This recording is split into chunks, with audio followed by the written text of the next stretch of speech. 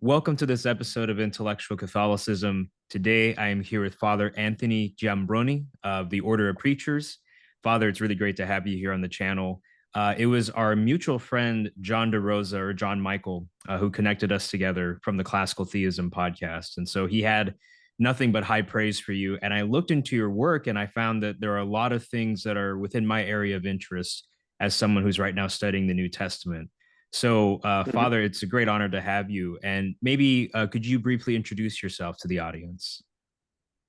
Sure. So I'm a Dominican friar from the New York province of Saint Joseph, but assigned out here in Jerusalem at the École biblique et archéologique française de Jérusalem, which is I call it the Church's biblical think tank. So Mm. it's the oldest center of research for biblical studies. It's an archaeological biblical school, and so I'm professor of New Testament out here, and also the vice director.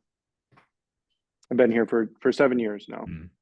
And Father, today we are talking about your book, A Quest for the Historical Christ, Scientia Christi and the Modern Study of Jesus, which came out in 2022, but still very relevant for our times. And so I'm excited to, give you a platform to share your thoughts on this. But before we get into the questions, I just wanted to ask you something since you're in Jerusalem. What's the coolest Sure. thing that you've seen or experienced so far in Jerusalem as a Catholic priest? Oh, there's a lot of pretty extraordinary experiences here. I mean, I'm a 3 minute walk from Gethsemane, the Mm. Holy Sepulchre. It's hard to rank them. Um, I think I don't know. I won't say the coolest thing, Hmm. but I will say that um, seeing uh, the Byzantine world somehow as a living reality and a living ecclesial reality is quite a unique part of church life here. But I think beyond anything else, I love Rome. It's beautiful, but it's too perfect. One of the things I like about Jerusalem is that it's so complicated, and you don't just have, you know, the Catholic Church, but you have global Christianity present, Mm. and you have Judaism in all its complex variety all around, and you have Islam. So it's such a microcosm of the world in that way that it's constantly a very very stimulating place to be. Too stimulating, in fact, but always an interesting place to be. That sounds wonderful. Well, Father, to start off then with the questions I have for you, the first is, a lot of people have heard about the quest for the historical Jesus. And I suppose maybe it would be appropriate to review what is the quest for the historical Jesus. And you talk about in your book the traditionally Protestant assumptions that have undergirded the quest. So, what is the quest and what are these assumptions? Yeah, and I mean, I think in a way the quest is a bit of a fiction. It Mm. comes from an over translation, even a kind of bad translation of a German title of a book written by Albert Schweitzer around the turn of the 20th century, which didn't evoke the same kind of Arthurian romance, which has been infused into it by the language of the quest, like the quest for the Holy Grail. Mhm. Um, and I think it's commonly been treated as a kind of enlightenment project, as kind of just hard-nosed empirical reason, historical research, in an effort to recover what can be historically said about Jesus, apart from the witness of the Gospels. It's my take on the project, especially as it's articulated by Albert Schweitzer, that we're thinking about it incorrectly if we think of it principally as a secular project. I think the way we need to plot it is in what historians of the Reformation will call the Radical Reformation. So it's kind of the left wing of the Reformation. You have a magisterial form in the kind of established Lutheranism and so forth, but then you have these kind of more extreme versions of Protestant theology that are already begin emerging very early. And Schweitzer's thought is very complex. He's quite a remarkable figure, but he's a religious figure, and he's doing very concrete and creative theology. And my take is that in the way that he kind of packages this project, and it's been incredibly influential in the way that we continue to research Jesus. But in calling it the quest, what he did was he gathered together a lot of types of research that hadn't necessarily been considered together or linked together before. He basically gave a history of research, and he predetermined it to provide what he called, in fact, the religion of the future.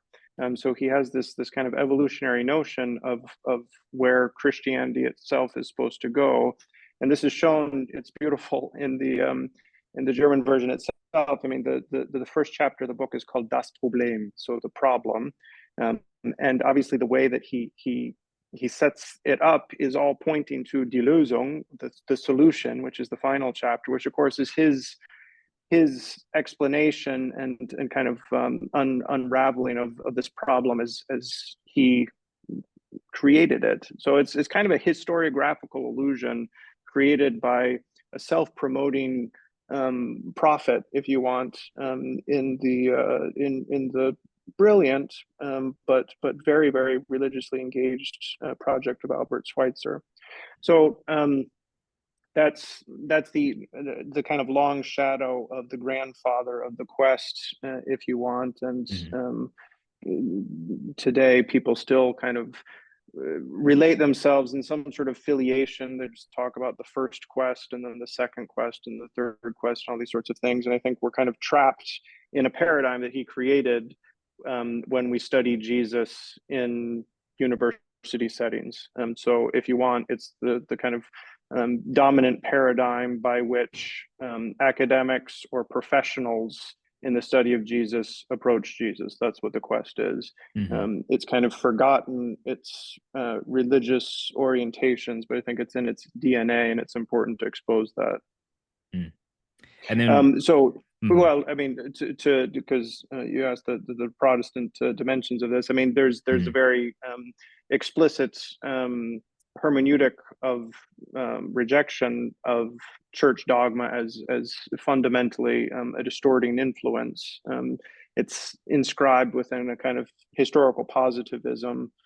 So there's a series of philosophical presuppositions that you're free to accept or reject as you like, but they're often kind of hidden presuppositions which predetermine this solution, which is going to give you a different Jesus than the Jesus of the church. The whole thing is we need a kind of different Jesus.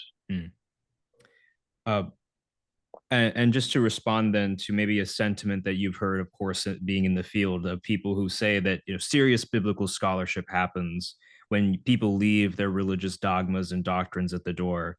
I know that you're a priest, but I mean, do you have any sympathy towards that line of thinking, or do you think it's totally wrong, or is there a better way to phrase that? What are your thoughts on people who say, or rather the statement itself of people who say that you need to leave your dogmas at the door? Well, I mean, I don't think it's stupid. I mean, I think there's a place to try to attain a kind of objectivity. I think we understand a lot better than we did in the past, even the fairly recent past, that it's impossible to completely do that. You can't leave everything at the door. You're going to bring some presuppositions with you. But there's, I guess more or less correct ways that you can try to engage or control that. So the founder of the École here, Father Lagrange, was a strong believer. I mean, he is a contemporary of Schweitzer, and in fact, he writes the first, and it's quite a remarkable book, receiving and responding to Schweitzer. And one of the things that he that he believed, I guess, not in a religious sense, but just as an academic, is that the best way to understand a text is to have access to its interior thought world. Like the best way to have access to Dante is to understand medieval Catholicism. It's just the way that the text itself is created, and for him, this means that the best way into the New Testament is actually to have access to the experience, the worldview of the New Testament authors. And he draws a kind of straight line there from the early church to the contemporary church, and says that in this way, even though there's an objectivity, there's a kind of inevitable advantage that the believer has simply by seeing these texts from the inside. There are texts, in the same way that you meet Jewish scholars, and I mean, it's very, very difficult for Christian scholars to compete with Jewish scholars in the study of rabbinic literature, for instance.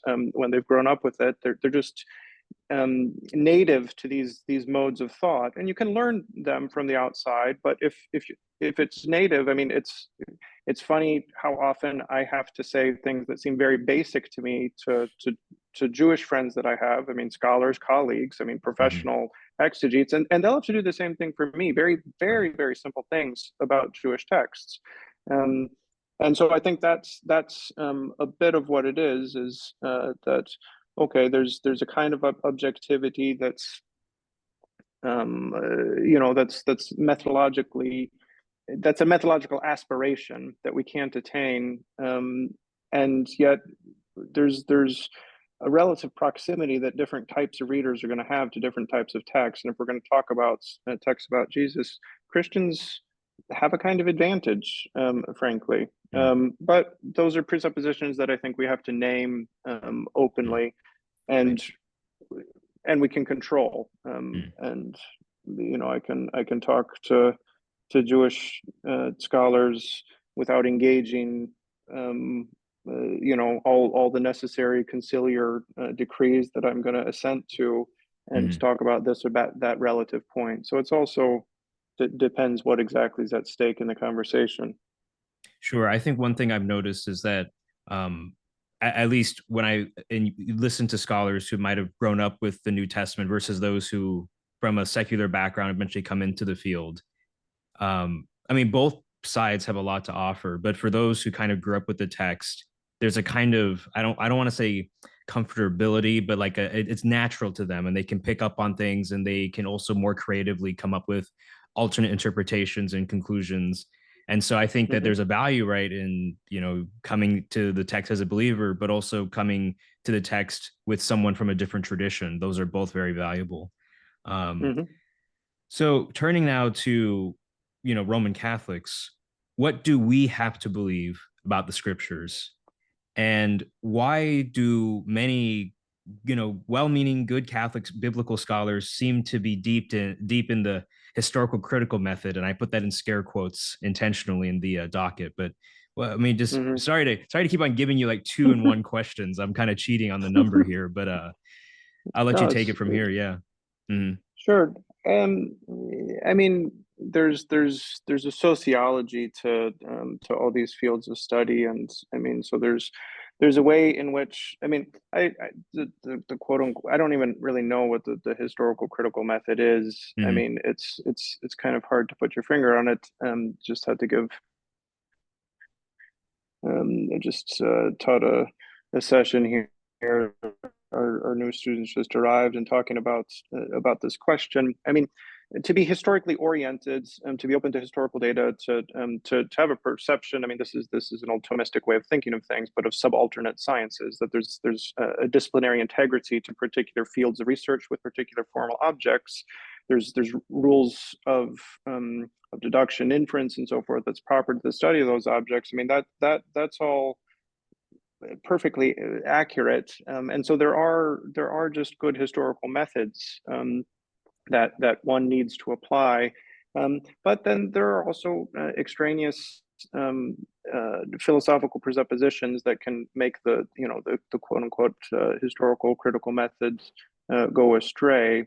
I mean, I think back to the sociology of it, there's an effort to deconfession. There's an old, I mean, it's not an effort now, it's an established reality. I mean, we have an exegetical establishment because, I mean, and you can trace this back to even into the early 19th century, but an attempt to deconfessionalize what was just becoming a problematically contentious body of data. The Bible was, at least in a particular perception of things,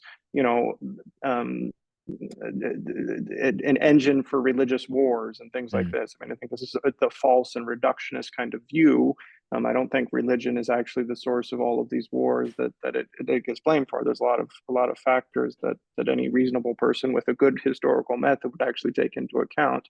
Nevertheless, the result is the effort to get a kind of neutered and neutralized approach that, back to your last question, leaves everything contentious at the door. And so Mm-hmm. in order to get through the door and to get into the guild and to participate in this establishment, you adopt a method that excludes particular divisive, quote unquote, positions from the outset, which means you never get to those. So it can be a kind of at best the lowest common denominator sort of method. So what do Catholics have to believe? Well, I mean, they need to believe a lot more than a lowest common denominator at Mm-hmm. best perception of the scriptures.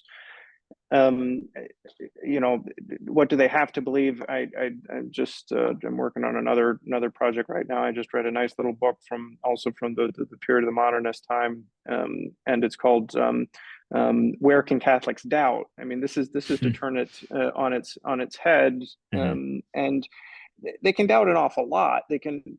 We can pose all kinds of questions, and that's a big part of the freedom of let's just say historical approach to the scriptures. Back to Father Lagrange, I mean, a lot of this was to allow us to pose, I mean, very, very concrete historical questions about the texts, and not pretend that the Council of Ephesus or whatever gave those historical answers. It gives answers to different sets of questions. Those that doesn't what to say. That doesn't mean that those theological questions that are addressed by the councils aren't binding or important. But it does mean that there's a kind of space, a free space for historical reasoning, and Catholics aren't given what to say, the answers to all those historical questions.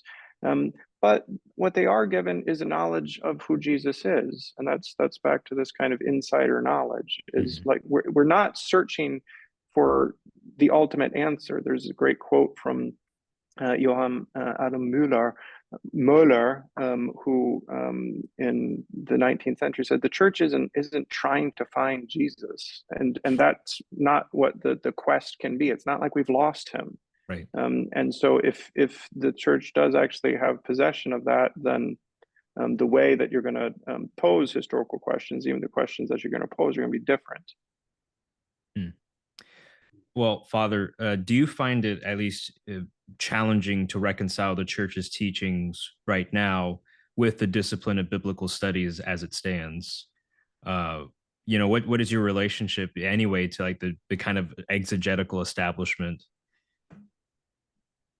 Yeah, I mean, it's it's a good challenge, I guess. I mean, Mm-hmm. I think there's I have a suspicion of Catholic exegetes or Christian whatever evangelical scholars or something who always have more answers than questions. And I mean, the Thomistic tradition just gives us a lot of comfort with asking questions. I mean, I think it's good to not be too disturbed by the fact that there are open questions, like what is inspiration. There's a lot of open questions around that, and I think we need to be comfort and look for that, and that's a good challenge. It doesn't make me doubt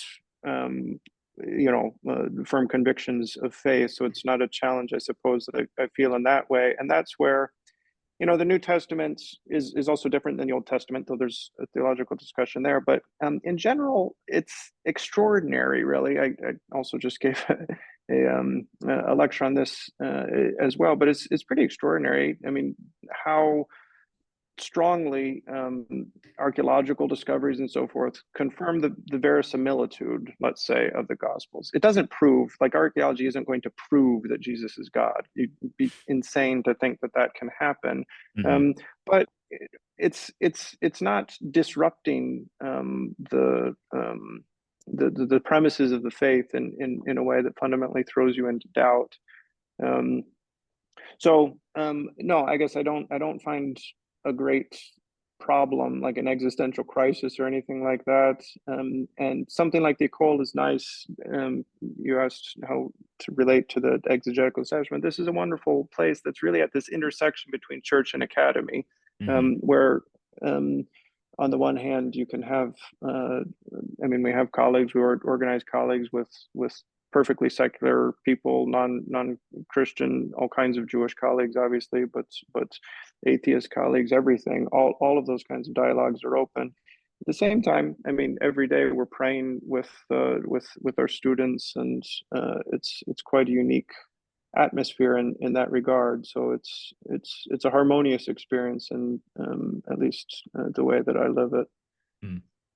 Let me skip ahead from one question on the docket because it's just basically it. I realize it just repeats what I just asked you and get into the book itself. Okay.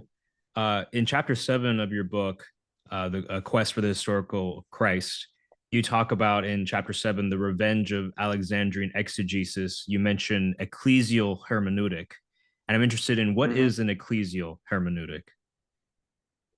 Yeah, I mean, I think that's back to this point about, what you drop at the door and what you bring in, what you identify. I mean, that's just plotting ourselves openly and unashamedly in an ecclesial context. That I'm just going to say that Mhm. I think that Jesus is God. Okay, I think that miracles are possible. Okay, and I don't have to have the same conversation with everyone. I don't presume that that's a conversation that I'm going to be having, like, to convince, a Jewish friend or something like that. But I do think that at some point, um, Catholic exegetes or Christian exegetes should just, like, accept the things that they accept instead of being Mhm. trapped in a perpetual prolegomena. Like, you're not going to actually spin out of that cycle until you make this kind of leap of faith and just um, presume certain things. So there's different types of hermeneutic. I mean, when I write on numismatics, okay, so I write on, like, Herodian coins, like, I don't really need to presume that Jesus is God. It doesn't even come in. Okay, Mhm. you just do that. But if I do actually want to do theology, if I want to make the scripture somehow fruitful for the church, then I should assume what the church assumes and go from there. So I'm not in this case in a strictly apologetic mood or something, talking to an outsider, but it's an insider discourse, and I just think Mhm. exegesis can and should do that as well. And so that would be an ecclesial hermeneutic.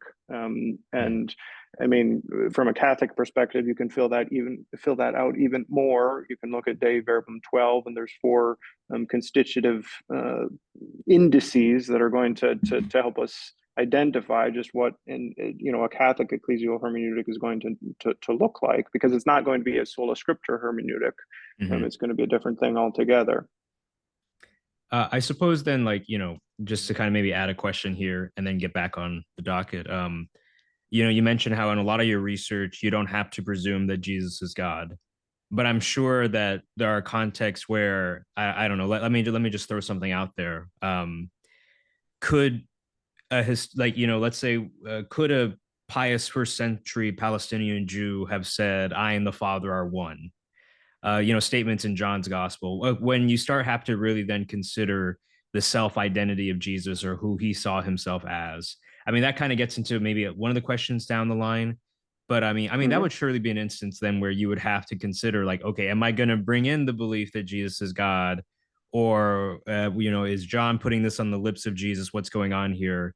How would you approach like a situation like that, where you Yeah. see, potentially your beliefs having to come in? Sure. Well, I mean, obviously, we're going to talk about the divinity of Jesus, Hmm. or Hmm. his self assertions. These are going to be much more closer than whatever. I mean, amphora stamp seals or something like that. So, Hmm. yeah, that's clear, that we're getting into theological territory here, Right.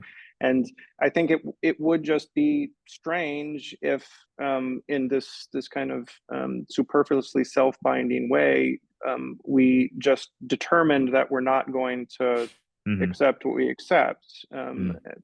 It depends what the point of the exercise is. So again, I mean, I think there'd be ways that we could talk about or analyze those kinds of texts or statements in John and so forth that would be more or less dependent on a series of theological presuppositions. But if we want to do some sort of constructive Christology, like in the real sense, not just descriptive Christology, but like constructive Christology, then yeah, you know what, we're just going to have to go ahead and sign off on it. Which is different than saying, yeah, I think Jesus said, ipsissima verba sort of idea about that. That's not what that means. I mean, you can still pose historical questions about how was the text of John generated, what's actually the compositional process here, and so forth. Mm-hmm. And that's something I talk about in the book too. I mean, this notion of the vox of Jesus, which I think is very interesting, and also very much I think his self-perception is a key datum that I think is on that threshold, right, where it's something we can talk about, both as believers and with non-believers as something of real historical interest, a strange fact in history. Mm. So in chapter 11 of your book, you also propose 3 theses, and this will be kind of what I close out with. There is another question near the end, and maybe I don't know. I'm kind of excited, so I might throw in other questions, but I know it's getting late in Jerusalem, so please forgive me if I step on your sleeping hours. Um, but you mentioned 3 theses, and the first of them is, and I'm just quoting now: recovering the messianic consciousness of Jesus should not be abandoned by contemporary exegesis. What do you mean by that?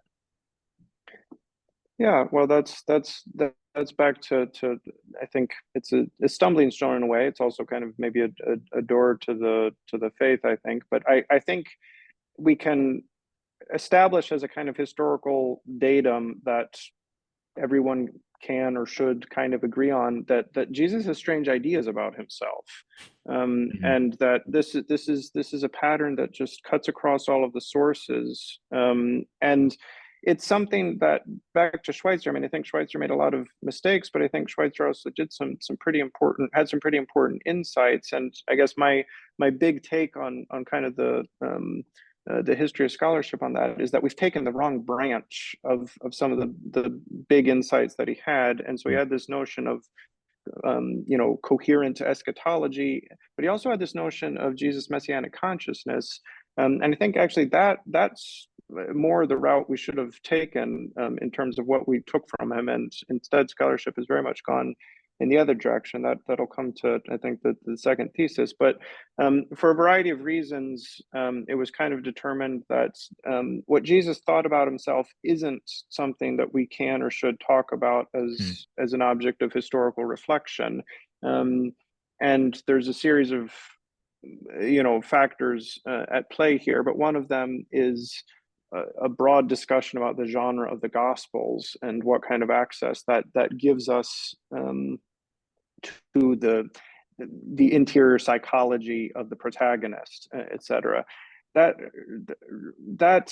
in my estimation is kind of irrelevant to the point, and I think nonetheless through the sources we can make emerge this fact, which I find very striking, that Jesus identifies himself with the scriptures as the fulfillment of not just one or two prophets, but he's just constantly seen himself as the fulfillment of these scriptural passages, so that he sees the scriptures as a kind of script for his life. And this just is constantly present in all the pericopes and all the stories that we get and all the layers of the tradition. I mean, you can analyze it however you want. You can't get away from this. So it looks like a kind of bedrock datum of this guy Jesus, that he thought this.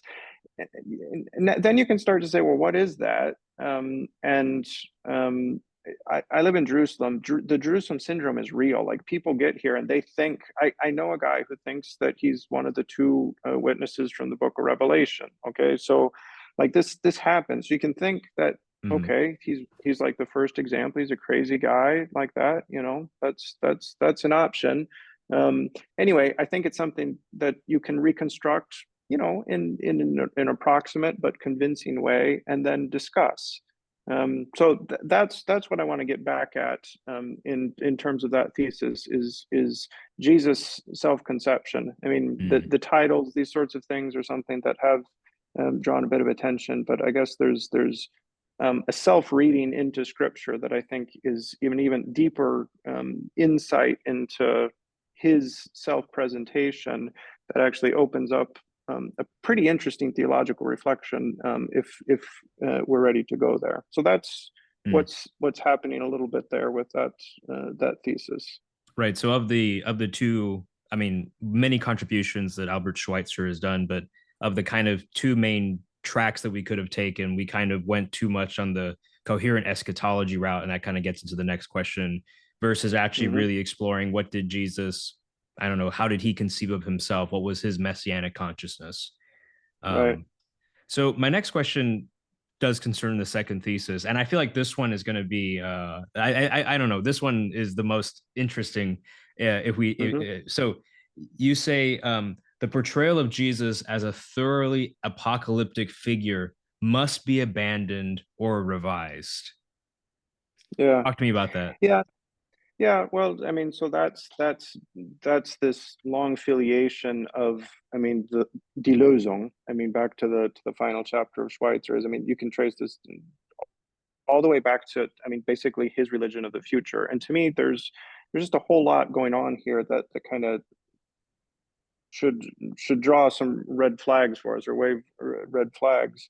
And to me, I mean, in terms of its Schweizerian genetics, I mean, I have an appendix in there about this kind of post-Hegelian or whatever I call it. I forget. It's a Hegelian postlude, anti-Hegelian postlude. There's a very very kind of troubling um, configuration of religious and philosophical ideals that I think is basically generative of this idea.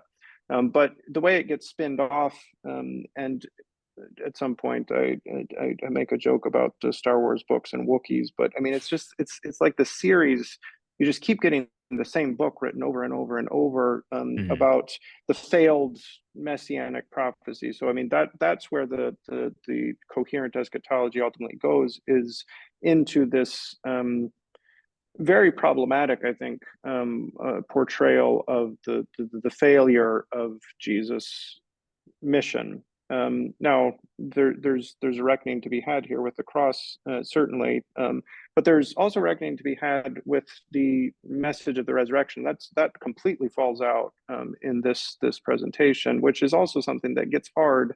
I mean, I know there's efforts to reconstruct a kind of Christianity void of a resurrection message that gets you into redaction theories about Q and so forth that I think are debatable at best. But in any case, there's a Christology here and a primitive gospel here that amputates a major part of the sources, just to put it bluntly. Mm-hmm. That's wed to a series of philosophical presuppositions that often feel like they're driving the history, Mm-hmm. rather than kind of letting some of the data speak for itself.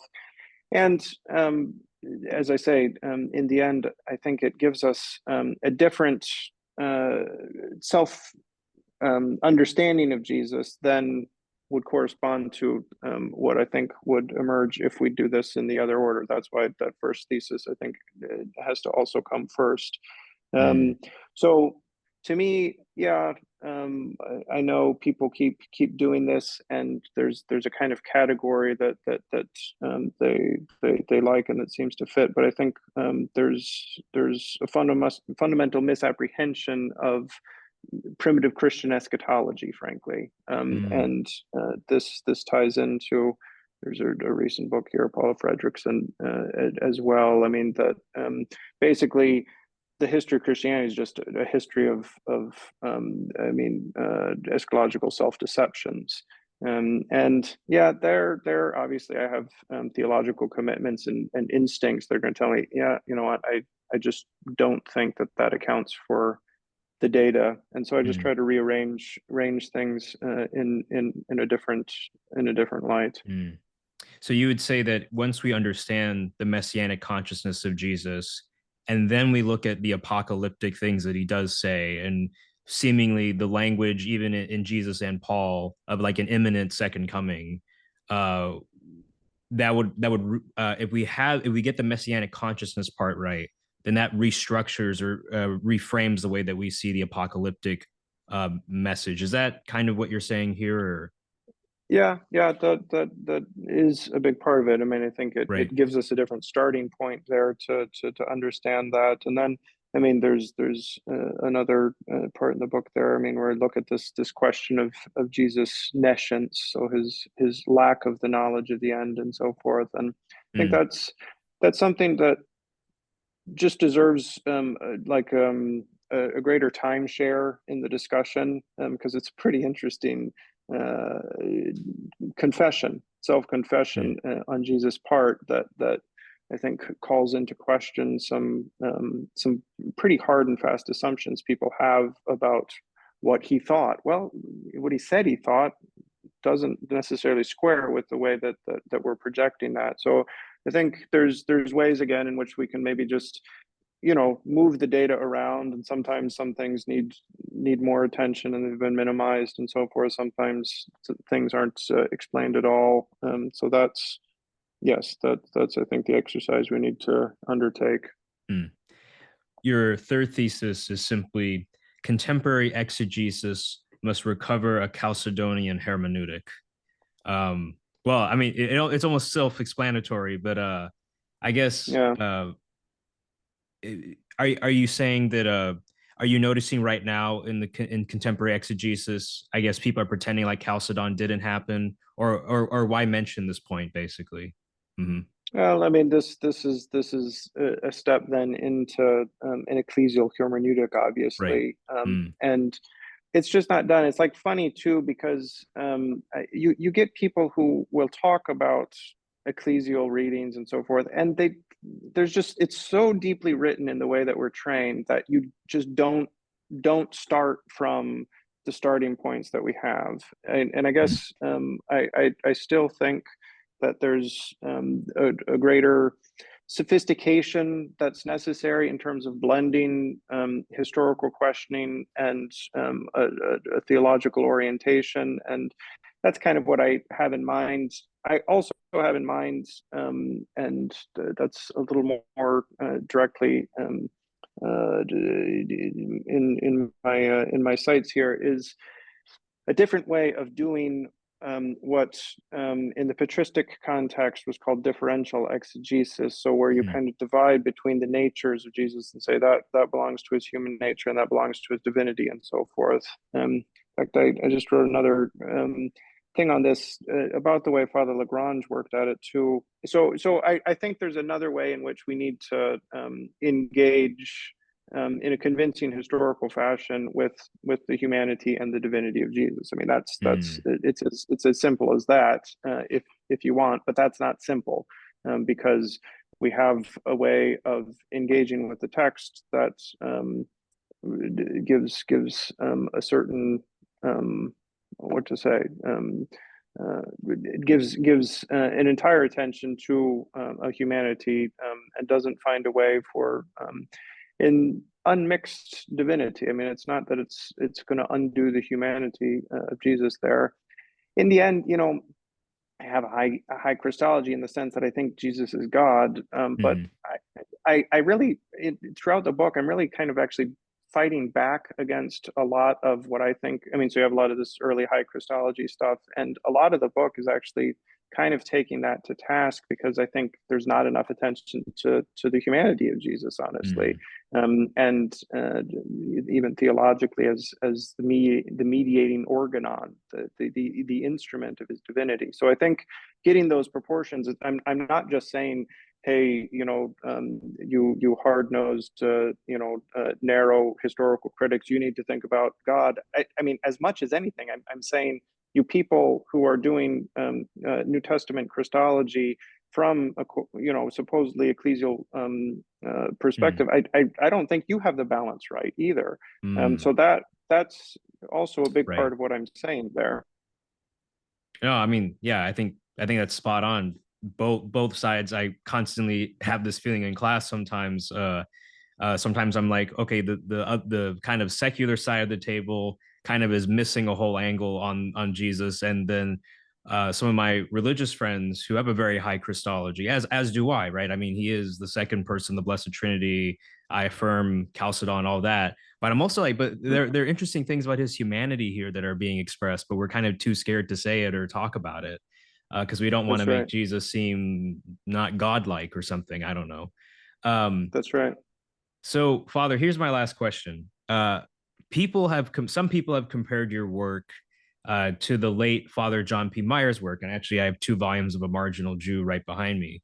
See that. What do you think of that comparison? Do you like it? What do you think about your approach versus Father John P. Meier's approach? I was lucky. I was his graduate assistant, so I worked closely with him. And in fact, the Ecole and University of Notre Dame together we're organizing a big conference. It'll be a year from now, called the Unpapal Conclave. So we're going to kind of recreate uh, his little project and throw mm, a bunch of people in a room and see what happens. So, I mean, I have high esteem for the man, and obviously the work that he did is a kind of monument. But the entire conceit, it's a funny little idea, but it's also a crazy idea, and it's just a neat title for the conference because we don't really think that you can do this project as he conceived it. I think the idea of a kind of shaved down Enlightenment version of the historical research into Jesus is kind of tragically truncated ultimately. And I think there's certainly a lot that one can learn from his books and so forth. But I think, yeah, I mean, for me, that you can compare anything. Yeah, you can compare us, but I obviously take a different approach, just in the sense that I'd like to render a study of Jesus that's historically informed, that's even impeccably historical. It's not that I'm going to convince everyone, but that's defensible with any reasonable kind of use of historical methods, but that's serviceable to the church. So it's, yeah, if you want, it's ghetto theology. I mean, it's something that I want to be actually theology, and not just history. So to that extent, there's a big difference. He didn't want to do theology, and I mean, there's the famous case of not wanting to touch or feeling he could touch the resurrection, that it's mm, somehow not within the formal object of his discipline. And so that's where the big difference is I want to do a kind of study where the resurrection, as the supreme revelation of, the supreme revelation of God, is like within my purview, that I can actually talk about it. And so that I guess would mark a big divide between the two of us. mm. Well, Father Anthony, thank you for taking time out of your night to talk to me. I appreciate you and all the work that you do. Father Anthony, how can people find more of your books and articles? Is there a page that we can go to, a blog? No, no, I'm an old-fashioned guy. I mean, I'd wear a 13th century windsock and live in a 10,000-year-old city. I Mm, don't have any social media stuff. There's books out there. You can find them better than I could. And there's a lot of articles. I can't find half of them, but yeah, it's out there. uh, well, Father, I appreciate the time you took from your night to talk to me. All right. Thank you very much.